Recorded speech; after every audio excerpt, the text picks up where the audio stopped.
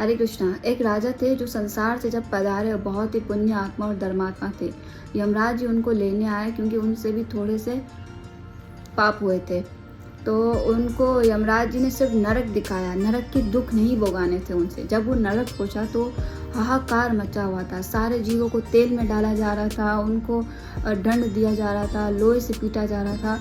तो राजा ने कहा इतना हाहाकार, इतना नरक के प्राणियों को दुख दिया जाता है। तो फिर कुछ देर बाद सब शांत हो गया। तो राजा ने पूछा ये सब कैसे शांत हो गया? तो यमदूतों ने कहा कि आपके खड़े होने मात्र से ही सब शांत हो गया। तो उन्होंने कहा मैं यहाँ से जाऊँगा फिर जीवों को दुख मिलना स्टार्ट हो जाएगा। यमदूतों ने कहा हाँ। तो उन्होंने कहा मैं नरक से कभी जाऊँगा ही नहीं, मैं किसी जीवों को दुख में नहीं देख सकता। तो यमदूतों ने कहा तुम यहाँ नहीं रह सकते, तुम बहुत पुण्य आत्मा हो, तुम स्वर्ग लोग जाओगे। तो उन्होंने कहा मैं नहीं जाऊंगा यहाँ से। तो यमराज जी ने यमदूतों को कह रखा था कि राजा के साथ कोई ज़बरदस्ती मत करना। तब यमराज जी आए, उनको बोले क्या चलो स्वर्ग लोग, इंद्र जी आपको लेने आ रहे हैं। राजा ने कहा मैं नहीं जाऊंगा, मैं इन सारे प्राणियों को दुख में नहीं देख सकता हूँ।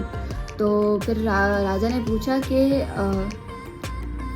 मेरे पुण्य कर्म के कारण मैं यहाँ खड़ा हूँ तो इनको सज़ा नहीं दिए जा रहे, इसलिए मैं कर्म वचन मन से मैंने आज तक जो भी पुण्य किए हैं मैं सब इनको प्रदान करता हूँ।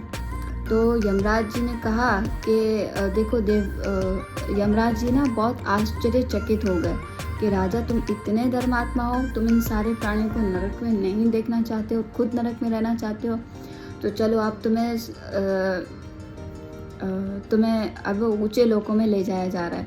तो राजा ने कहा मेरे तो सारे पुण्य नष्ट हो गए, मैंने तो सब बांट दिए। तो यमराज जी ने कहा नहीं, इसका भी उलट के तुम्हें फल मिलता है। अगर हम किसी को अपने पुण्य दान देते हैं उसका भी उलट के फल हमको मिलता है। तो यमराज जी ने कहा अब तुम स्वर्ग लोक नहीं ब्रह्म लोक जाओगे। इसीलिए अगर हमारे साथ कोई दुर्व्यवहार करता है, हमें कष्ट पहुंचाता है और हम भगवान से ये कहते हैं कि भगवान उनकी बुद्धि शुद्ध कर दीजिए, उनको अपनी सेवा में लगा दीजिए, तो वो जो पलट के उसका जो फिर आएगा सुख, जो आनंद आएगा वो बहुत आनंद प्रदान करने वाला होगा, शांति प्रदान करने वाला होगा। और अगर हम भगवान से कहते हैं कि भगवान इस मनुष्य का नाश हो जाए, मेरे साथ बहुत बुरा करता है, इसका नाश हो जाए, ये मर जाए, इसको बहुत पीड़ा मिले, तकलीफ मिले, तो पलट के उल्टा हमारे पास आता है। उसको मिला कि नहीं मिला, पर हमारे अंदर जलन शुरू होना, ओवर थिंकिंग होना शुरू होना, वो सब स्टार्ट हो जाता है। इसलिए सबका भला ही सोचिए। हरे कृष्णा।